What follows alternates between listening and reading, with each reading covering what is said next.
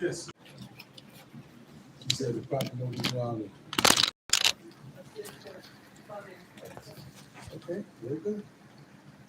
Here is a copy of a letter speaking about the existence and the starting of the Moorish Sisters Auxiliary demonstration.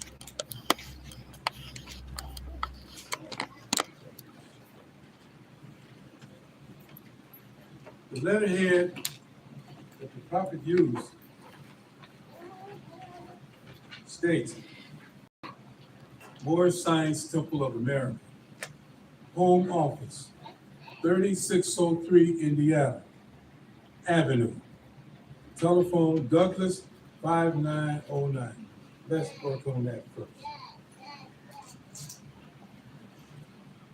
Home Office and the Moorish Science Temple of America are one. Is that true? That's right. The same functions. Is that true?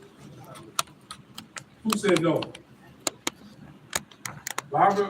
B. Graham, Sister B. Graham Bay says no. Why not?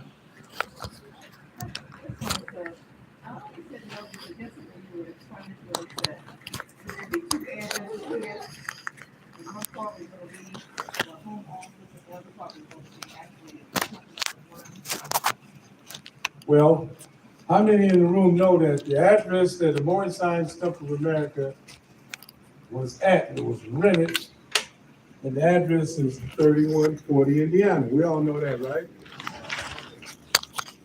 What was 3140 Indiana building called from the beginning?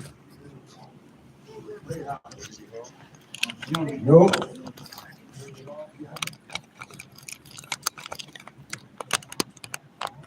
I want to be out front with y'all. Unity Hall. Everybody know that? 3140 Indiana is a different address from 3603 Indiana.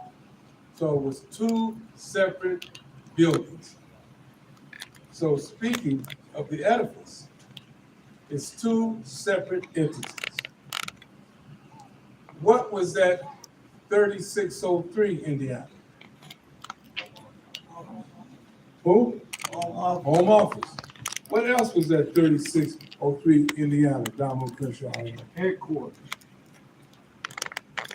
What else was 3603 called at where they function at? What else went on there?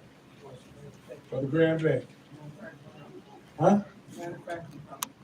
Okay, the Moorish Manufacturing Corporation. What else? From him.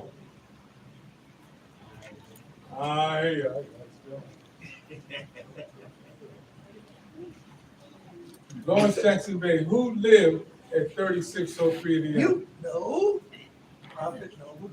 There you go. 3603 Indiana was the prophet's residence. In the basement was the Moorish Manufacturing Corporation that sold oil, tea, and compound. Was the Moorish Manufacturing Corporation before the Moorish Science Temple of America? Yes. Yes. Who said no? Somebody here say no?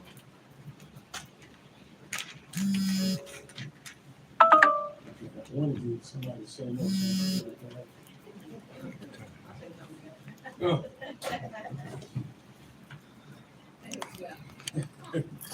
Thank you. The prophet at the first convention in November instituted the per capita tax, representation tax. Why? Anybody know? You got the same literature. And what was his company? Y'all hear what he said? He said it was too much of a financial burden on his company. And he wanted the financial burden to be distributed where? Amongst the members. This is true. Somebody else had their hand up? That is why you had two different addresses.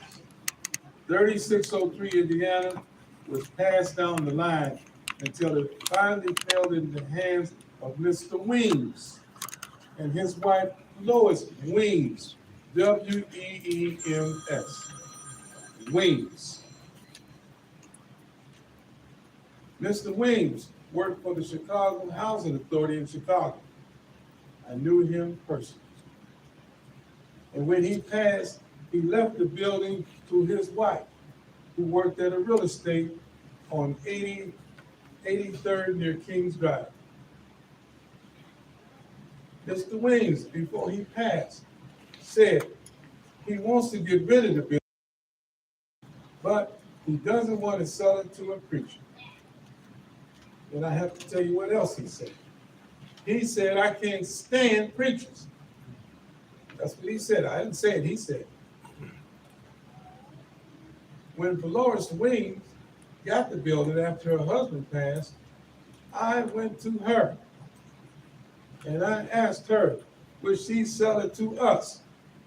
She said, not yet. I'm still thinking about it. She thought about it, and I never got back to us again. Later on, to this day, another real estate company owns 3603 Indiana, which is now a what? Empty lot. A vacant lot. A vacant lot. Our dream one day is to get 3603 Indiana and build a well on that and pump water from that land, that lot. So when you come here to make your highs, you go to 3603 Indiana. Another dream we have is to build a strong office to manage administration throughout the world, with secretaries, groups of them, treasurers, doing financial business worldwide. Now, who else lived at 3603 Indiana? John Crenshaw Hill. Foreman Bay. Lawrence Jackson Bay. Who else lived there? Yes.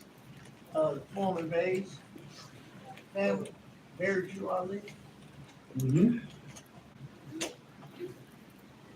The Edwards Bay.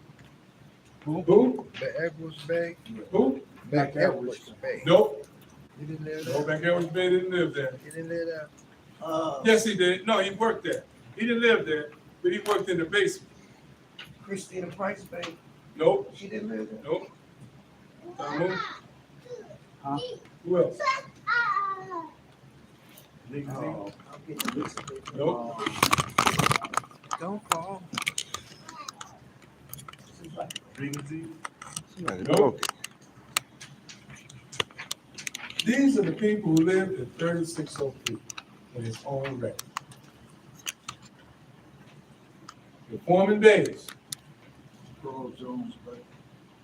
Pearl Jones Bay, who later be known as who? Pearl Jew Ali.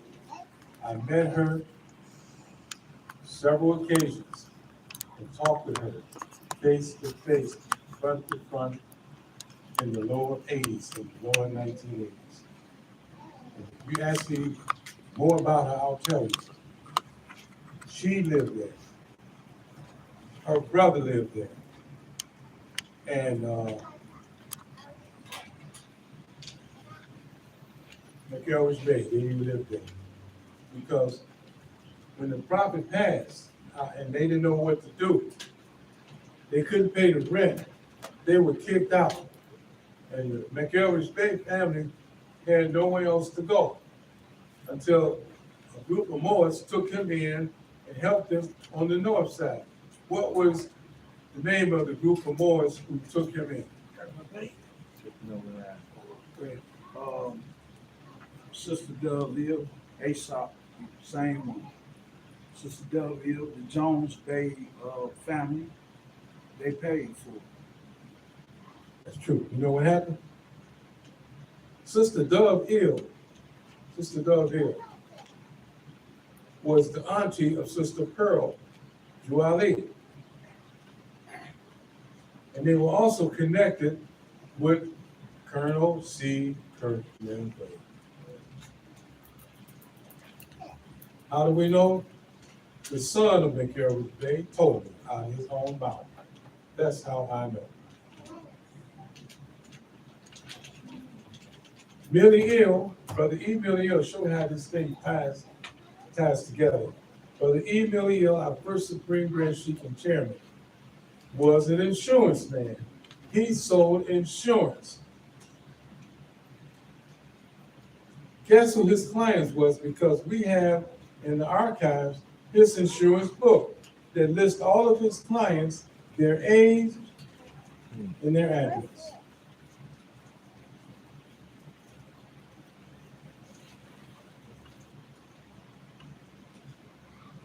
At that address, 3603 Indiana, Prophet Nova Drawley was a client. Sister Pearl Drew Ali, spelled name just like that, was a client and 18 years old. The sister of Foreman Bay, she was a client. Her name was in there. Her name is what? Mary Juali. Before she was Mary Foreman Bay. Age in his insurance book, what was it? 15 years old. But keep this.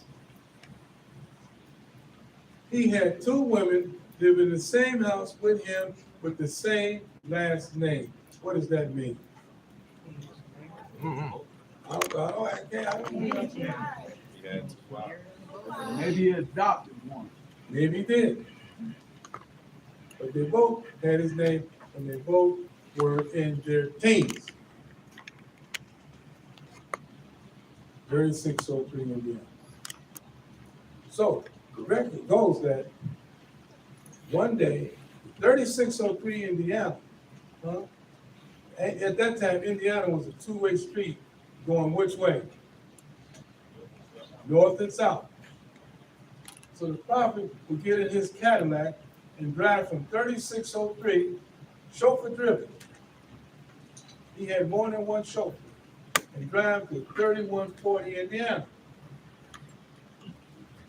One day, he went down there in his Cadillac, and his furniture was set out on the sidewalk because he had an office upstairs at 3140.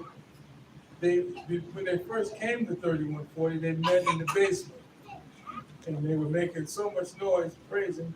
He said one day we'd be upstairs, and they moved upstairs. And he said they claimed that it's a joke and unreal. But now, since they had found out from what? Government officials and the nations of the earth. Sole foundation of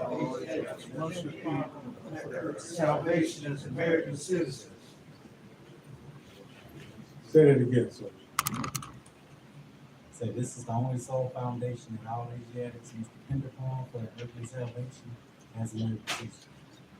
Because they thought it was a joke and unreal. Not only did that, they told the postman not to bring any more of his mail to 3603. Any mail that came from anywhere in the world, they said bring it to 3140. Who was the charge of Bay? And then anybody? Claude Green. Green Bay. Ask me about that later. We'll give you a demonstration right here. Because his job was to find out what is he doing, how is he doing it, who is he talking with. Why, according to the great socialist Saul Alinsky, lest if we can't run him, we'll control him. But in order to control him, we got to know who's talking to him, where's his correspondence coming from, and who isn't. Even though he received correspondence from different parts of the world, particularly Baghdad was one of them at that time. Now we're talking about 3603 Indiana. Now let's go to the record. Can you pass me that record? Yes. Thank you so much.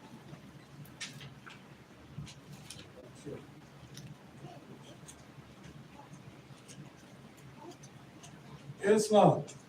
Son. Dear brother, by the permission of the Prophet, we are sending you a flag to let you know, a tag to let you know that March the 17th, 1929 is the first Moorish National Tag Day. Let's stop there.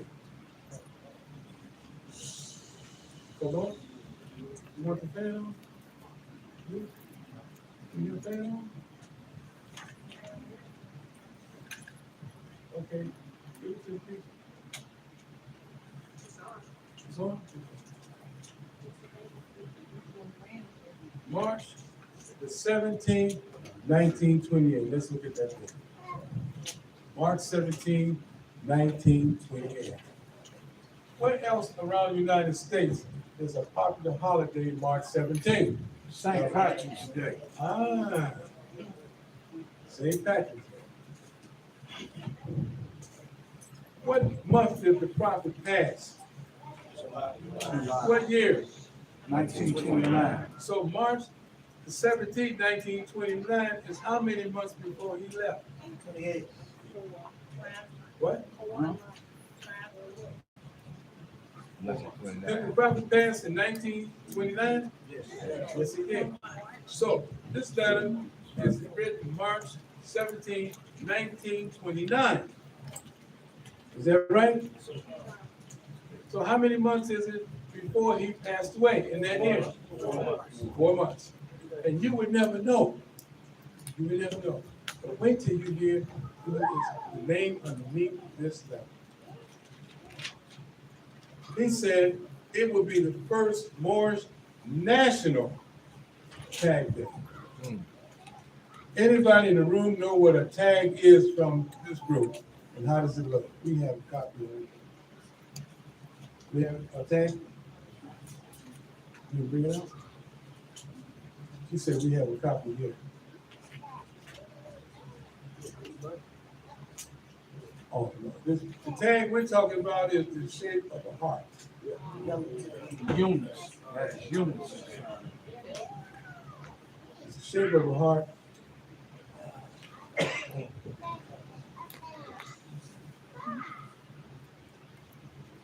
We have one tag that I'm aware of in our archives. It was so old it's split in half, so we just hold it together under plastic.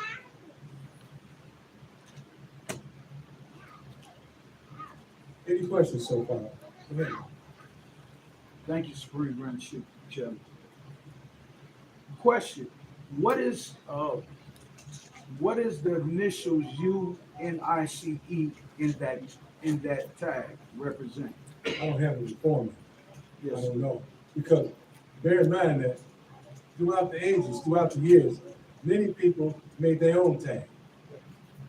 And they tag that they made, the original tag that we have in our archive don't have any writing on it. Okay. It's just as simple. So that's the best way I can answer that. Most favorite son of heaven. Thank you, sir. Thank you, brother.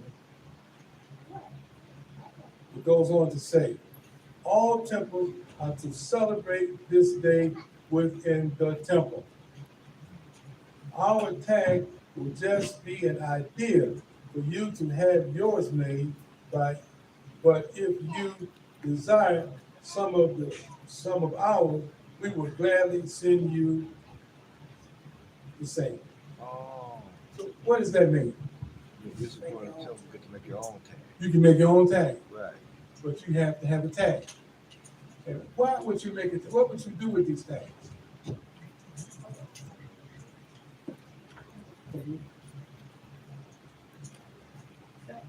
Sell them for a donation. Okay, we're gonna find out why too.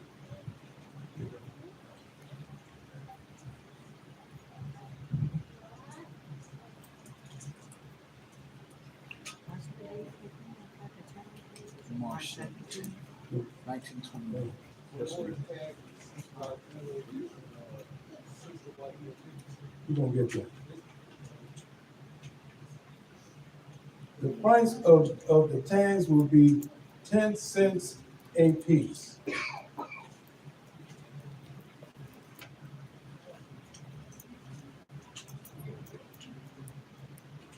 Sir, are you texting or learning?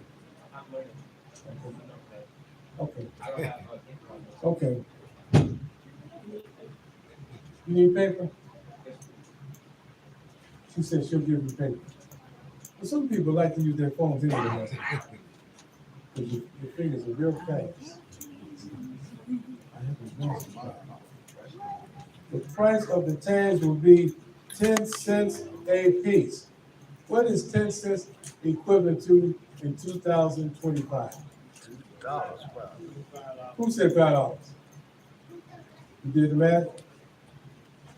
$5. The Moorish National Sisters Auxiliary of Temple Number 1 is given the tag day, and the finance purchase is to be sent to home office to the Prophet Noble Juwali. We wanted to show the Prophet that we appreciated what he has done for you and I. We are also doing many other things to uplift the nation. May the blessings of our Father God Allah abide with you. Hoping to hear from you soon. Peace. Any questions before we go into okay. Signed, Sister Levine Ill, President. Mine. L.A. Because my lips are so big, my B's sound like bees. I got some jibs on me. I ain't by myself. L.A.V. is in Victor. V. I-N-E. Hey, got that out. Yeah. And sister, yours truly, C. Rose Hill, recording secretary. C. Rose Hill, what does the C stand for? Christina. Christina. We don't talk about her. She was, pardon me? When the prophet got her, she was a teenager. It's true. She was one of my teachers in 1978. She was my wife's teacher. One clarification, the prophet had multiple wives? I don't know. I can't answer that. Yes. Yes. What's the date of this letter? Don't be a star. Where have you been? Most favorite son of heaven. March The 19th. date of the letter is, nope. I just looked at this myself.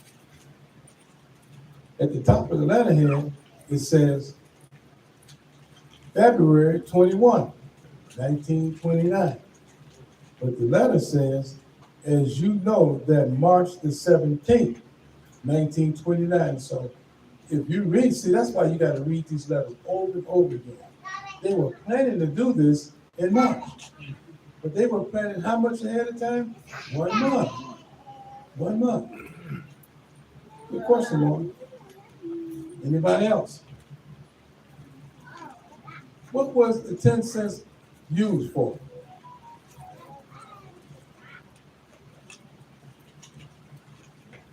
It's in the letter.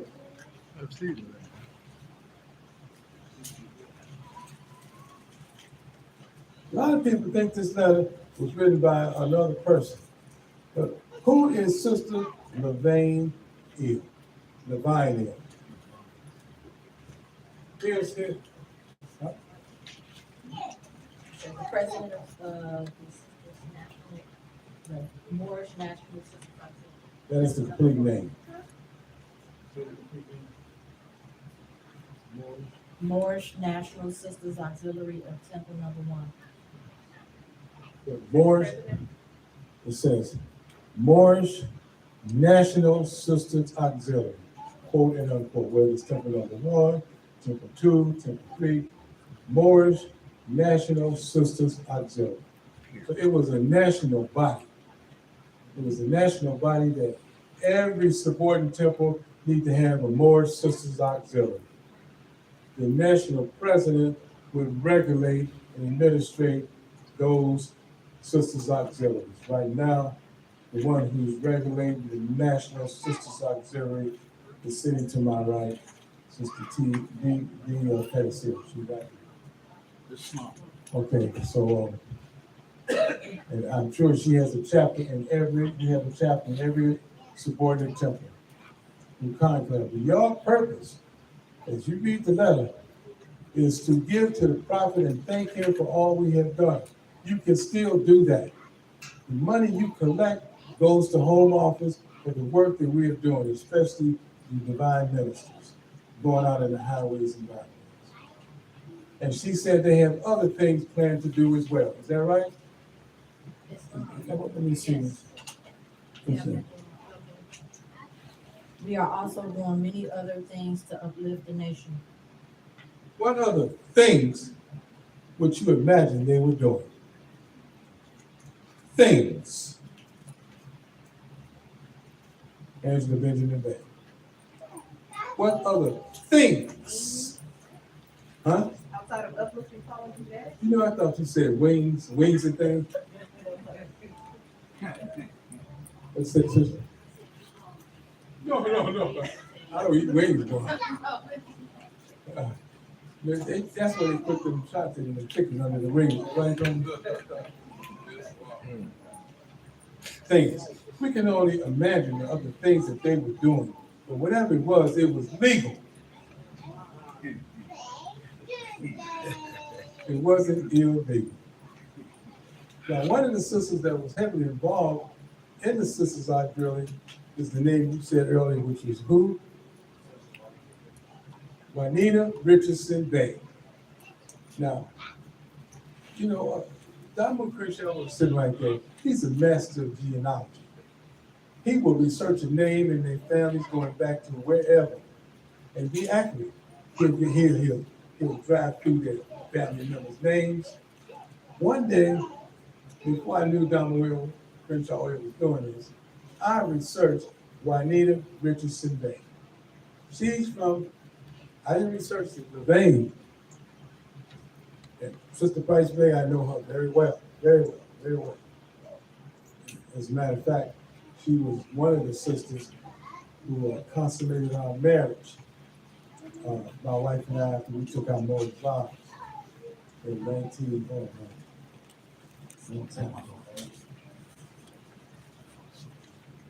Sister Juanita Richardson Bay was from a prominent family. You need me? She was from a prominent family who were heavily involved with Ida B. Wells. Anybody know about Ida B. Wells? What about Ida B. Wells? What was she doing? Never mind, let me tell you. Ida B. Wells was an abolitionist, so to speak, because during the time she was coming up here to say the 30s and the 40s, there was a heavy influx of our people coming from where there were Jim Crow laws and they were hanging our people like 40 going north. And they escaped all of that cruelty that was coming up to Chicago in groves. And they came up here by what transportation? Train. The train. But they had to be processed like coming through like refugees. They had to have housing, they had to have clothing. Ida B. Wells was a socialist along with Jane Addams, who was a socialist for the Europeans that came through the other side. She was our only socialist. Richardson, Juanita Richardson's family was heavily involved in helping the people, our people who came up here, because the lynching had gotten so bad in the South. I don't know how much you all know about it. Some of you are so young. They could go into your house, take your husband or your wife or children, or accuse you for something and hang you by the neck. And didn't care. And the men, they would cut their genitals out. Did you know that? Yep. And in some instances, they would burn them, and they would take each family, and they had big family Europeans out there, they would take a piece of their meat for a souvenir. Yep. Some of them wouldn't eat it. Some of them would send it back. Make you think about that movie Sinners, don't it? There's some science in that movie. All right. So they were terrified.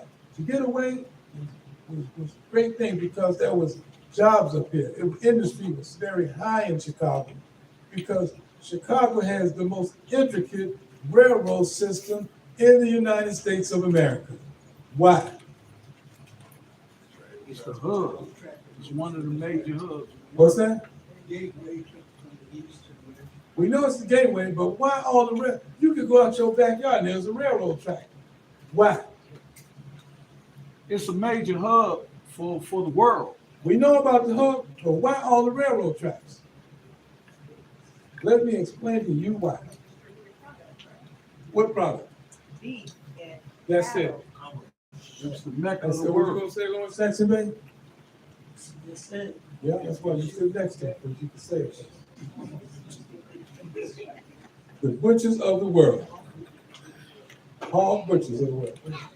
Wasn't it also labeled as a mecca of the actual real trade of the actual product of everything? That's true. That began before 1897. We're gonna talk about that some more. Because then you gotta get into the Chicago Fire and the Columbian Exposition. You dig? Now, the reason why, let me finish this right quick. Uno momento. So easy. The reason why we have an intricate rail system is what the sister said to haul product, and the product was meat. The stockyard was the heavy, most prominent hog butcher of the world. And when you kill a hog or a pig, that's a lot of weight. Some of them weigh almost a ton. You just can't put them on the truck and take them to where you're gonna take them to. You need heavy stuff coming out of Texas, where they got all that meat there. Probably you got it there now. Put it on the train, send it to Chicago, and they butcher it up. A cow and a hog is heavy meat, and nothing can take that weight but a railroad train.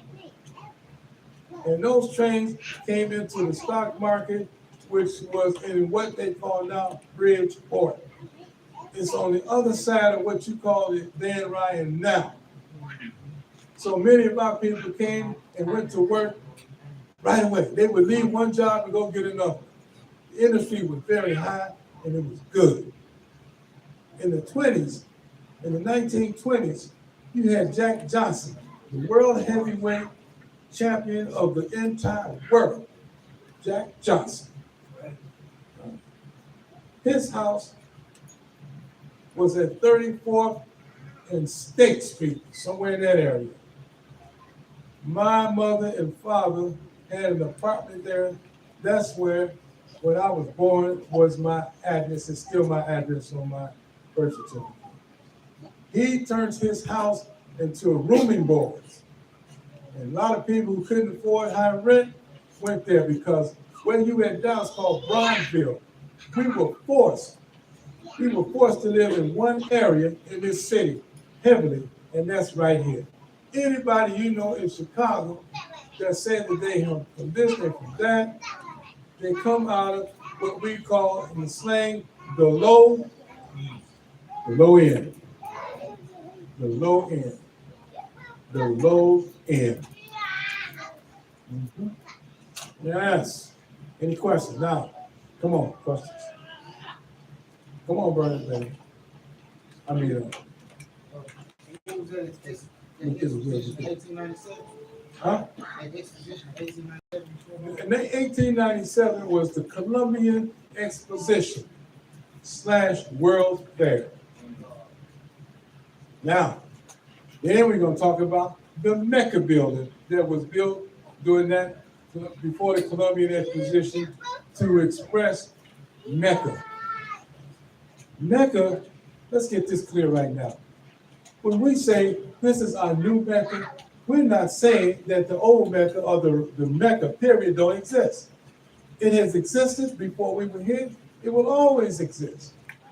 Mecca, when we say this is our new Mecca, it's a form of expression of this is where it's a central place we colonize, we be together as a group. It doesn't mean the geographical location of Mecca. It doesn't mean that.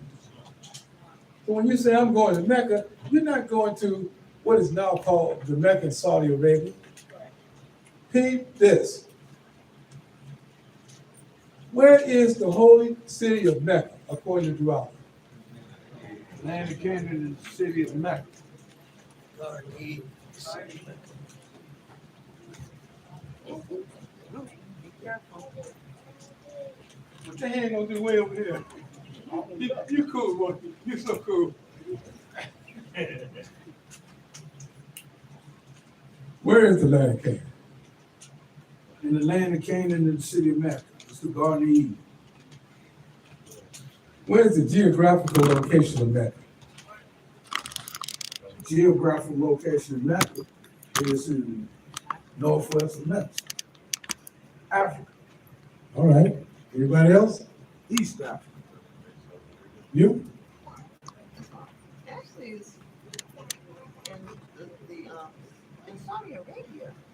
When you come over from, when it's supposed to be Mesopotamia. the microphone.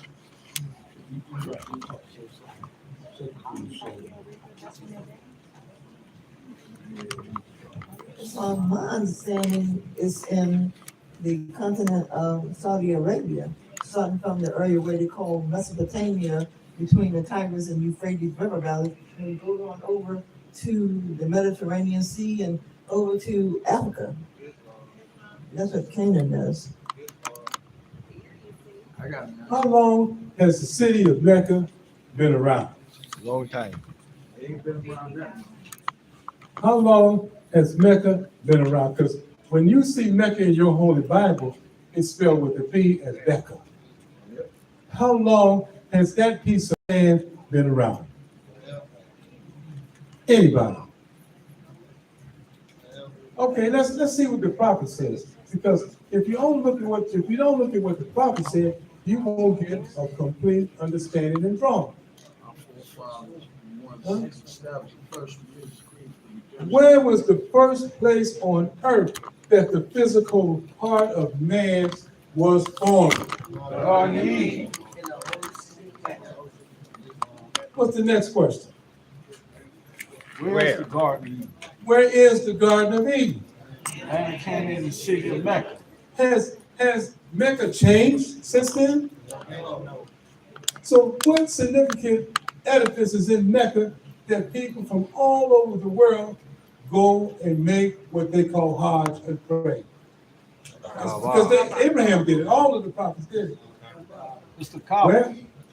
The Kaaba, which is the symbol of first house, first man.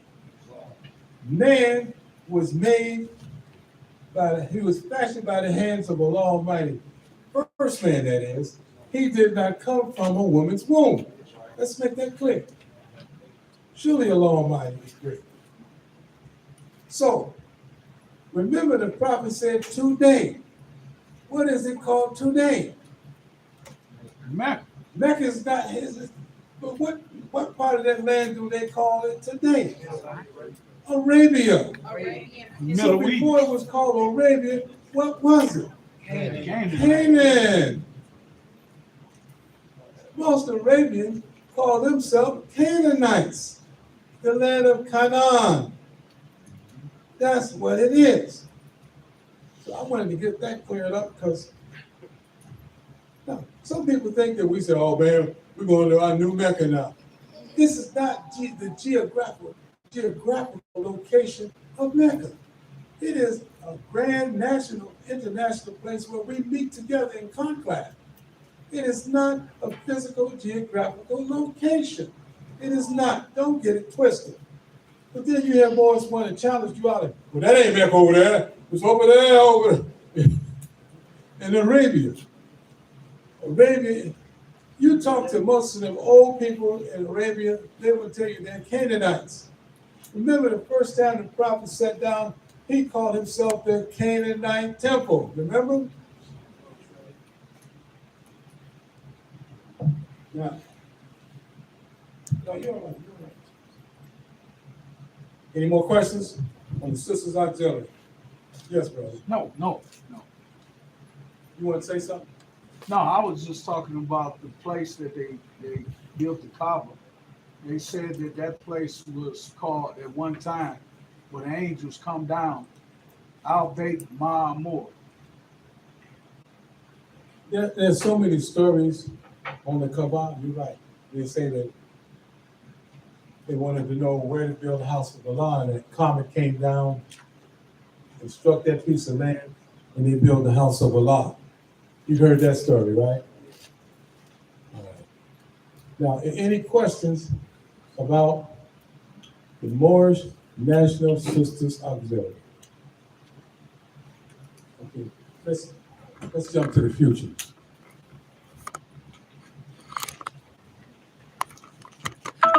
As much as you can comment on this. Judith Martin.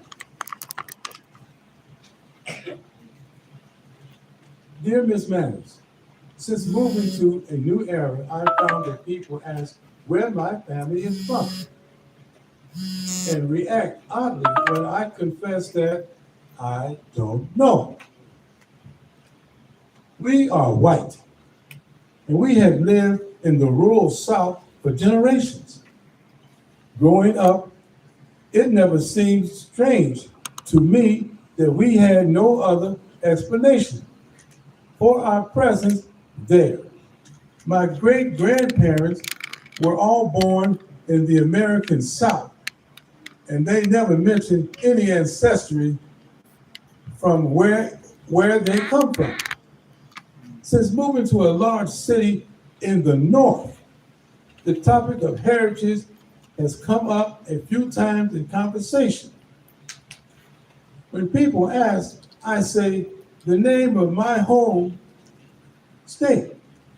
They then elaborate, asking where we come from, and I have no explanation that I don't know where my family is from.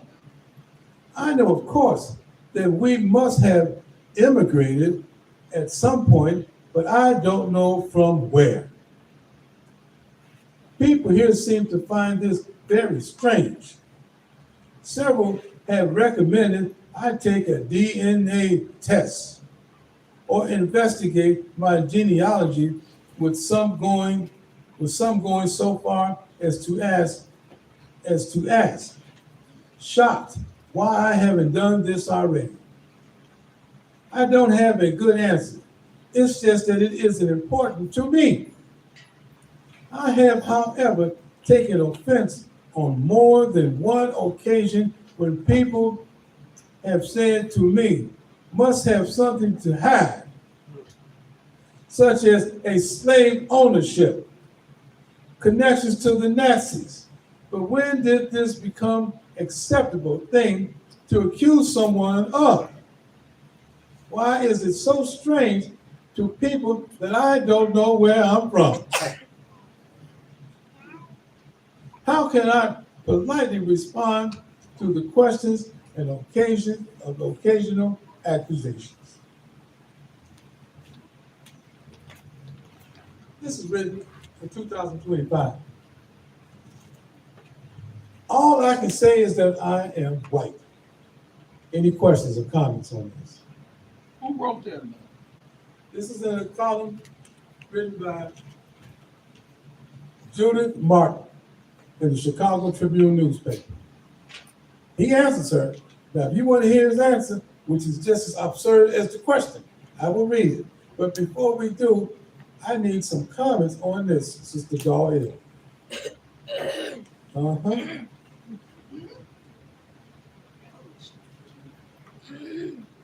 So what's your question that you need in life? She said here, she said when they asked her, here's the thing, let me summarize it. She is from the South. She didn't say where, but the South, where they call people who look like her hillbillies. Okay. I'm not being disrespectful, but they call them hillbillies. So she's at the dinner table with her friends or her husband, and the subject came up, oh, what's your nationality? Well, I got a little French. You know how they talk, I got this. And when they got to her, she said she don't know. She was embarrassed. And they said, since she don't know every time they ask her, so she must have something to hide. Was she a Nazi? That's how they think it. Was she a Nazi? Or what was she? Was she part of a slave ship? What was she? Why you don't know who you are? And she said, this is embarrassing. Maybe I should take a genealogy test. But she did not know. Comments. That's last year. I mean, this year, 2025.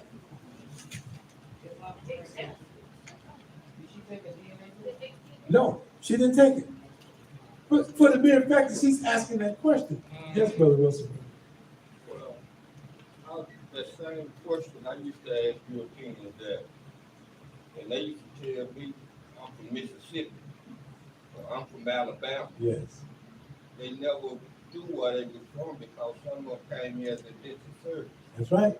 They didn't keep records of their ancestry, just like they took our nationality, they took them type of Europeans. Exactly. Now you're going to hear something in law. How they decided to address that, because this was going on for some time before 1865. She did not know her nationality, even though her name may have been MacDonald. MacDonald is what name? What kind of name? It's Irish. Mac means son of Donald. Mac means son of Donald. A MacMan, son of man. A Macklemore, son of a Moor. Anytime you see Mac in front of a name, that's an Irish connotation of son of. Like in Hebrew, like in Arabic, Ibn Abdul bin Walid. Bin means son of. Son of. Now, this woman did not, and it hurt her because one thing, if you listen to, I read this editorial, she was embarrassed. Why? Because everybody around that dinner table had a nationality, told what it was, and she didn't. She felt like she was ostracized, set out in the middle, bleed out. Yes, sister. That's our people though. That's the same thing with our people. When you ask them, when I ask them what's your nationality, they go blank, or they feel embarrassed because they don't know. So that's a good point. So what does it say that the prophet is teaching us? It's so important. Nationality and creed. That's how important nationality is to us today. Islam and the divine warning by the prophet for the nations. Prophet says, those who fail to recognize the free national name of their constitutional government are classified as undesirables and are subject to all inferior names and abuses and mistreatments that the citizens care to bestow upon them. So when I heard, is she a Nazi? Is she this? Is she that? And then a lot of times, even with Asiatics, they'll be like, he's black, so he has to be a criminal. He has to be this. He has to be that. So you're subject to all of these different mistreatments. And it's no different than any European, because even in the antebellum South, a lot of those Polish Americans was mistreated. A lot of Italians was mistreated, but because of the political move, because of who we were, they put them under that umbrella of quote unquote white. Everybody else, only chance today. I got a book I would suggest boys pick up if you can, called The Myth of the White Race. What's the name of it? Myth of the White Race. And the letter, the way the letter's written, the question that they asked her, do you have some kind of mixture in you? So they asking the question, they think, why you don't know where you from? Is this, African in you, right? This is from a northern perspective, because in the north, most people, even to this day, most people will tell you, I'm from this place, that place. But when you come down south, it's different. They're gonna say, I'm white. And the reason why they say that is because in the north, after the Civil War, all those, as she said, hillbillies, you know what they say, rednecks, all those people that was living in the hills of Tennessee and out in the swamps and all these different places, they brought them aboard to make them feel like they were better. They thought of a general name. And that general name that they gave to everybody that was of European descent was white. They made this word white up. And then the opposite of that is what? There you go. Very good. You know, so disenfranchising our people and then bringing the poorest of the poor into, you know, league with the elite, or making them feel like they part of the elite. The same thing they do today. Well, how does this connect to the teachings of the prophet Noah's Law? How does this connect to it? Yes, Sister Dahlia. Because in the South, while everyone in the North was still free, we were still in bondage in the South. We didn't have the prophet yet. It took us a long time to get the prophet. So while we were still down there in bondage, they didn't tell us anything about race, about nationality, not even for themselves. It was status. It was either you're black or you're white. If you're white, we'll treat you like this. If you're black, we'll treat you like this. And that's just the bottom line of it. It wasn't anything about even the so-called white people. That's why they don't know who they are, because it had nothing to do with nationality or divine creed. It had everything to do with politics, status, financial gain, and what we can do. The people there at that time were basically just like crops, you know, just like cattle, just like animals. That's how they handled the people there. No matter if you were Italian, it didn't matter. It didn't matter. If you couldn't afford to be here, you were white and you were here, or you were black and you were here, or you were, like the brother said, like the prophet said, undesirable. Good point. Now remember, the article I read to you, this wasn't Asiatics talking about Asiatics. This was Europeans talking to other Europeans. And everybody was talking about their nationality. They was talking about the French, the Italians. But when they got to this lady here, because remember, she's coming from the South. A lot of people who come from the South and people come from the North have no inkling of the cultural differences until you live there for a while. Now, she is a straight up European. She's not white. According to the prophet, she is what? European. Yeah. And who said pale skin? That's it. White is not a color. Remember that. White is not a color. It is not a color. They are pale skins.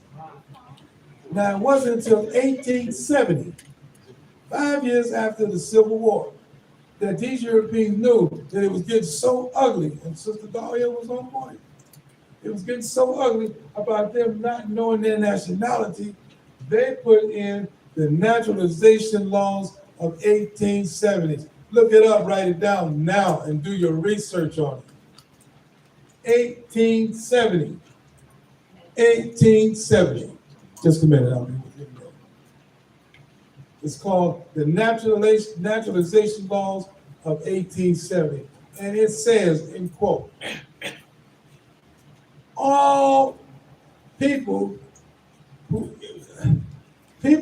the so-called white people who don't know their nationality, Lawrence Jackson Bay said it, we're going to group them all into quote unquote free white people. Then it says in the same act, the same legislation, all of those who call themselves blacks are now, check the word out, eligible for citizenship. Eligible for citizenship. You eligible. So what we're going to do is we're going to put together the Freedman's Bureau, just like you have the Federal Bureau of Investigation. Them lips getting in the way, boy. Bureau. Heckman. Huh? It's a legal bureau. You get your giggles off this. That was set up to return our free national name back to us. But what did they do? They turned it into a war station to give out blankets and food, because remember, the Civil War in our country was devastating. They lost more soldiers in this Civil War fighting each other than any other war that we fought. The Freedmen's Bureau never answered the question for us about us taking advantage of the nationality that we're supposed to have. And they knew we were Moors. Huh? So when the prophet came on the scene, he was coming with fire and thunder. He knew that it was important for us to have our nationality. So when he formed the Moorish Holy Temple of Science of the world, he formed it as a what kind of corporation? Civic. He said, I'm going at it. I'm assuming do this thing. But it took too long. It was too tedious. Allah Almighty must have told him, no, change your corporation to what? Yes. And it is now, your eligibility as a Moorish American Muslim comes through your what? Yes. Every day for real, no play. It is in our nationality, our saying Islam to one another, everything we do is all our free national, what you stand for. It's all your free national standards. Money doesn't make a man. It's free national standards that make a man in the nation. So they played it. They tried to get away with stuff, but the prophets faded them every time. Fade. Stop. Sister, you had your hand up. I also wanted to add, I'm not sure how the story is, but it talks about how some of the churches had a lot of orphan babies who will sit around like a cabbage patch. So maybe they don't know who they grew from. No matter the orphans that were sent around the world. What'd you say? Orphan didn't, I thought, the woman didn't know who she was. That sounds like somebody, who was either orphaned or their parents were in jail or dead. So if they don't have if they're adopted or if they live with the state, they probably don't know, they don't have how to get into it. We don't know. The article didn't go that deep. What kind of family structure she came from. But the reason why they wrote that article is the fact that she was so-called white and have no inkling whatsoever what nationality was. And what it even meant to her. She had no inkling. Nationality, what is this? It affected her so much because she's a grown woman now. I mean, as a little child, she had enough time to know something about nationality. She was embarrassed, according to what this article says. She was completely embarrassed that she didn't know. So embarrassed, she said, I guess I'll go and get a genealogical test. She could have been had one. Now, my lawyer, our lawyer, one of our lawyers for the temple, she says, she's Cuban American. She says, Emmanuel, I will pay for your genealogical test. She says, I said, why, Claudia? She said, because it's just hard to believe that you know that you are absolutely Moorish. And she was after me for months about taking this test. I said, I don't want to take it, I already know. So she said, I'll pay for the test. And it costs a bit of money. She said, I'll mail it to you. She mailed it to me. And it sat around on my desk for weeks. I said, let me go ahead and swab and take the test. So I swabbed my jibs, all inside. I did.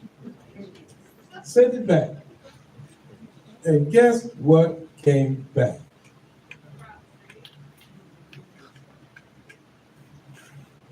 75% Moroccan, 25% Egyptian. And when I called Lord, yes, Lord, he came back, I'll send you a copy of it. She said, wow. So what did it do for me? It brought my conferences up even higher, not that it was low, that Drew Ali is a lost prophet. He know what he's talking about. Let me tell you something. Anybody do a genealogical test, and it goes back to anywhere in the west coast of Africa, that's the Moroccan Empire. Senegal, Nigeria, Sierra Leone, Guinea-Bissau, Ghana, all of that, according to history, is the Moroccan Empire.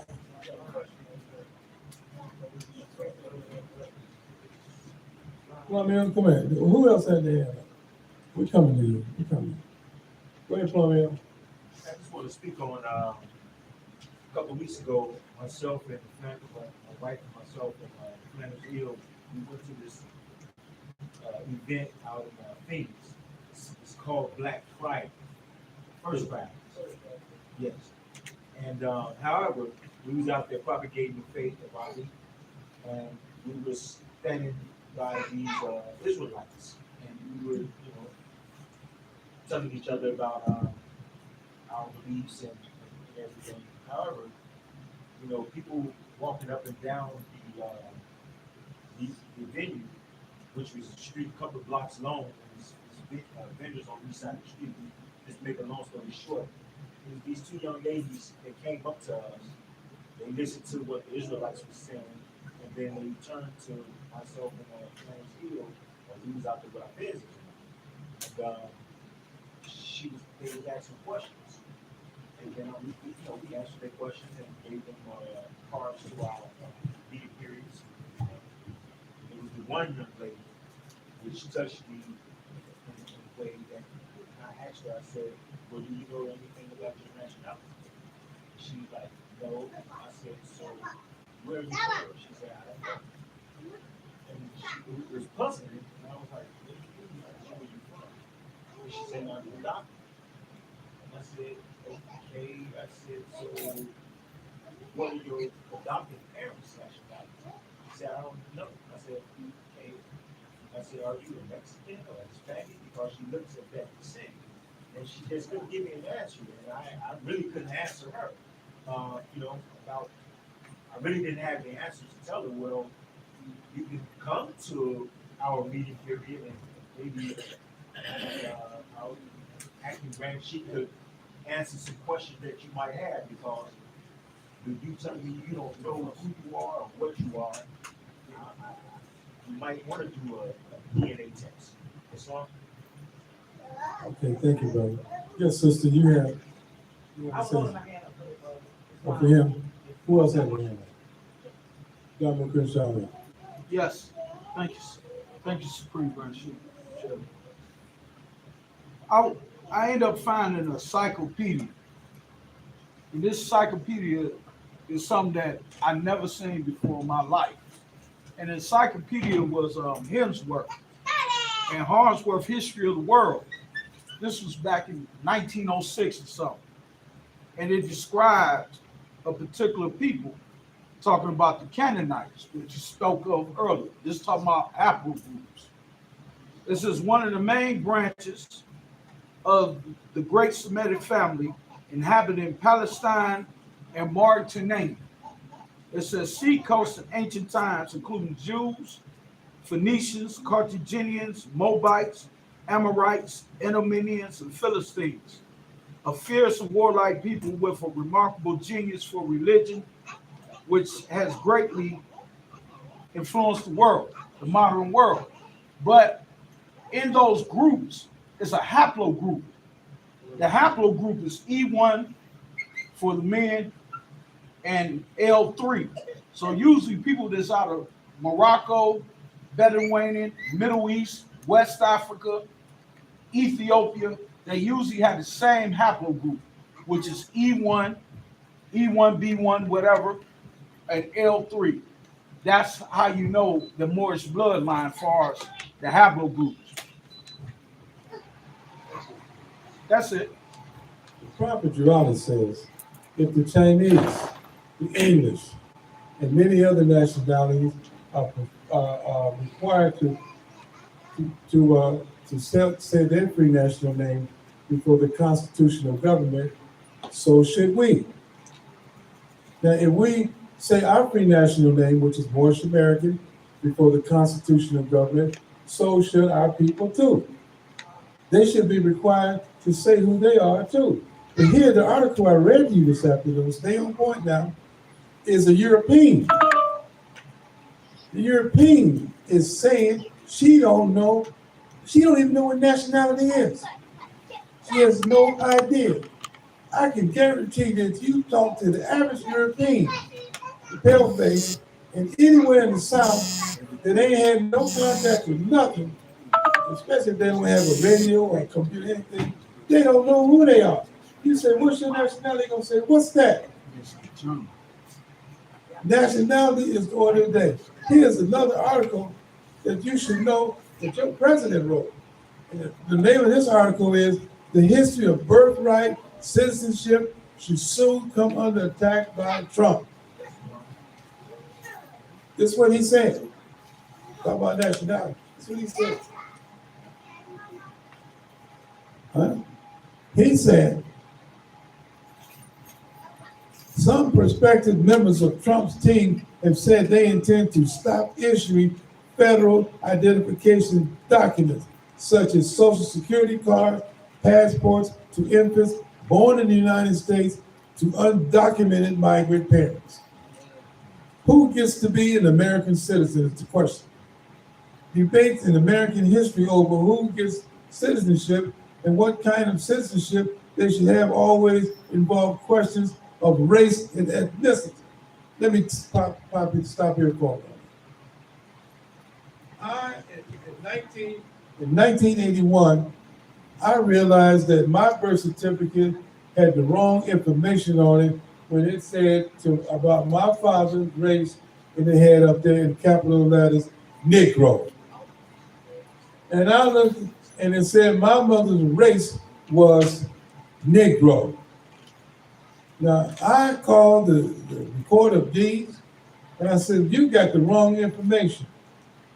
They said, in so many words, here's one of them Moors. Listen, if you want to change your name or your nationality, you have to go to a lawyer. Guess how the truth got there? He says race and ethnicity.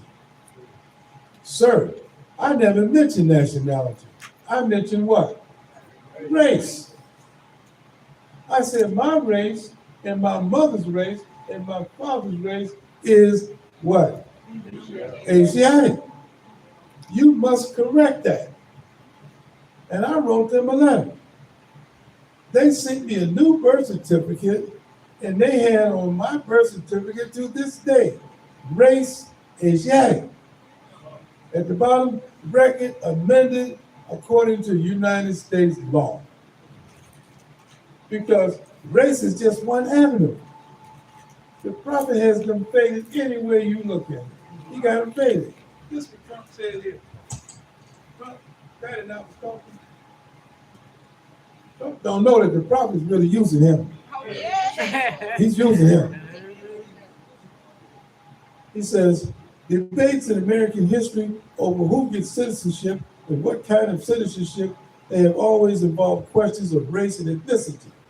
As we have learned through our individual research of the historical status of Native Americans and African Americans, and joint research on restricting Chinese immigration. Nevertheless, even in the highly racialized political environment of 1898, the U.S. Supreme Court decreed the U.S.-born children of immigrants were citizens regardless of their parents' ancestry. Okay, hold on. Let's put this bomb on next week. Boom, y'all. Boom, y'all. The minutes from the convention in Havana, Cuba in the year 1928. February 1928. Well, all of these people came together and decided to form their own United Nations in the Americas. That's why the prophet said he is the prophet of the Americas. In 1928, there is no such nationality as Hispanic. And any Moorish American who used that to describe the people, you're wrong. Stop. There is no language amongst our people, our Moorish people, called Latin language. There's no such thing as a Latino. They either Mexicans, they either Nicaraguans, they either San Salvadorians, but they are not just out there in space Hispanic. They don't even speak Latin. They don't speak Latin. They may speak Espanol, which is a form of Latin derivative, and they are definitely not Hispanics. Here come one of them Latin people. What are you doing? You try to put them back where you just got out of. Prophet took them out of there when he registered them. That's why you have on your nationality card, this is your national, Moorish American, what else? ETC. He come from all of them.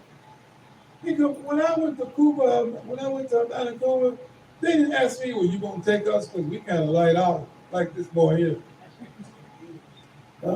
What about us? We get in? Yeah, you get in too. If you got 1/10 of Asiatic blood in you, you are what? Exactly. It is wrong and illegal for any Moorish American Muslim to call our brothers and sisters something that they are not. Stop calling them Hispanics. Stop. The Puerto Rican is an Asiatic just like me and you. When I was a little boy, my mother said, baby, they just like us. I don't care how light olive they are. I don't care how dark olive they are. I don't care if they got little lips, thin lips. You got to go by what they say and where they come from. Trump is using our people. He said, this is what he said in one of his speeches, and you all should listen to those television shows on Sunday, like Meet the Press, all those, because you get information. Diane said, the prophet said, watch the press. There's a lot of information that holds up the prophet's teachings. It holds his teachings up, and you can't get around it. There's no way you can get around that. I read this article to kind of stimulate your mind to listen to this stuff and build up the prophet's teachings, because you can say to the people you're after, this is what already is law. This is what you should be doing. Because if the Mexicans, the Puerto Ricanos, and the Japanese are forced to proclaim their nationalities, these are you. I mean, so are you, I'm saying. You are required to do the same thing. So get with it, get hip and get with it. You must say who you are. Now, one of the speakers last night was saying that, or was that Coleman? It was Coleman. Coleman said, you got to say who you are. It's coming a time, Trump's gonna make some people so angry, and I don't know, I believe that. I put it to you that way.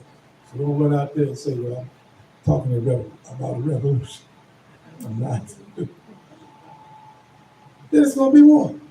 The prophet says soldiers would be lined up in the street, did he not? They would be lined up in the street. And the only way you're gonna get through in the streets is you gotta identify yourself. That is why we carry the pocket flags with safety pins on each flag. We pin them on our sleeve just to walk through to get some groceries. They're gonna be lined up on your streets. And this is what you call one of many prophecies that Drew Ali made. He made these prophecies. He said, the food's gonna get so bad, you gotta tighten your belt. And if you have the money, you need to get you a generator. You need to buy cans of stuff. I'm not gonna tell you how I'm loaded up, because you may come by my crib.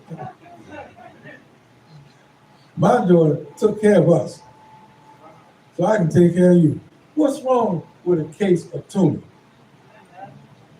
What's wrong with a case of water? What's wrong with your own water filtration gizmo? So, I wanted to share that information with you all. Is there any questions that anybody have about Moorish American history, period, no matter what time or era, besides the name of first fiscal name? I did have a question about the naturalization at the 1870. From my understanding, that act is about naturalization. What does that have to do with people that are already born here? Nothing. Nothing at all. For me, the subject matter of the Naturalization Act of 1870, hope y'all wrote all that down, is for them was to make those people look like them safe, because they was not safe. Only the so-called blue bloods can say, well, I am of Irish descent, I am of Italian descent, which has land and a flag. And then for our people who were promised to become citizens again legally. And the only way you can become a citizen legally again is to state a free national name. That makes sense. Now they knew, they knew then as they knew now, that we are all of Moorish descent, because in 1944 is when they went over there and started trying to cut up parts of the Moroccan Empire. The French, the British, the Germans. To this day, Nigeria is one of the very few English-speaking countries that carved up over in that area there. The rest of some of them are French. Parlez-vous français? He's speaking French. Some of them are German. In Nigeria, they have a whole separate area right by the Atlantic Ocean for French only today. They got themselves built in like a fort. How do I know? I was there and I saw it. And they stay French. They don't blend into Nigerians. The Chinese have been in Nigeria so long and so many times, monopolizing some of the natural resources there. They just about raped it. You go to an apartment building with 3 floors, and everything on that floor is something that they buy. The 3rd floor is a big sign when you get off the elevator. We Chinese will never be Nigerian. We just want your money. True. You don't hear the amalgamation there. I seen it.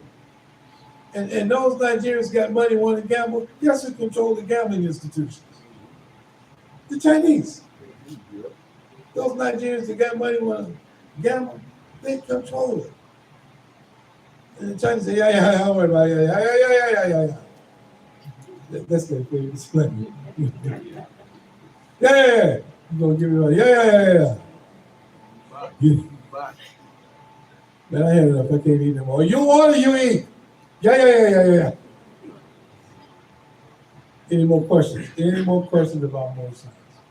What are the conventions they changed? When the prophet was passing it, you would not know he was passing. Remember the letter, he called Miliel into his chambers. And that is when he gave him instructions what he must do.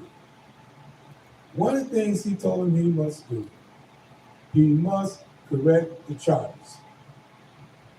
And I think tomorrow we give a charter away, and you'll be able to read the charter.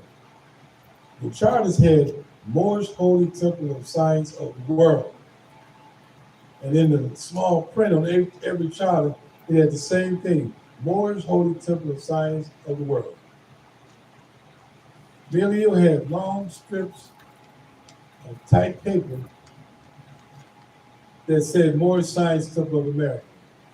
So that August before 1929, I'm going through a lot. Miliel went to each temple and corrected those charters.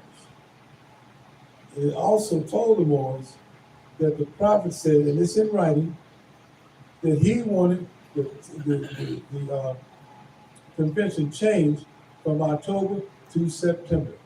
Miliel replied. He says, I'm going to do what the prophet said, but I don't know why we can't make that law. I would like to make it law. You will have a copy of that letter if you want it. If you want it and ask for it, you will have it. Miliel did what the prophet told him to do. He said, and before he told him to do that, he says, have the convention, have the meetings at that new place called what? Pythian Hall. Huh? Pythian Hall. How much do you know about Pythian Hall? Pythian. Anybody ever do any research on Pythian Hall? Okay. Let us hear about Pythian Hall. Where was it at? 5 more minutes? Okay. Pythian Hall was on 37th and State. It was the most elaborate building you ever want to see. The architecture of Pythian Hall was an Asiatic, a brother, dark olive Moor. He was one of the very few Asiatics during that time that were architects. He designed that building with pyramids, with obelisks. It looked like he was walking into Egypt. And if you go on your internet and look up the word Pythias, Pythian, something like that. What? Well, you know. Very good, sir. The prophet changed the convention from October to September. Here's the thing now, in closing. Baltimore's today use that language because in reality, the prophet says they're trying every scheme that they can. There was no convention in October 1929. There was no convention in October 1930. There was no convention in October 1931. There was no convention in October 1935. There was no convention in October until Ari Shanae Hill of 957 said, we must compete with number 9 on the north side. Since grabbing for straws, we're gonna change the convention to October. That's the first one who did that all over the country. And everybody followed suit because it sounded convenient for them not to recognize the central authority. It had to be 1982. I'll get you the correct date. It was in the early 80s. All right, Moors, I'm telling you, we got to get ready to go to that place. I thank you for your attention and everything of that sort. Let's get deeper sometime. You got to study, Moors. Now, you get things to look up now, Pythian Temple. No? What else? Natural Nation laws of 1870. Thank you. Give yourself a round of applause.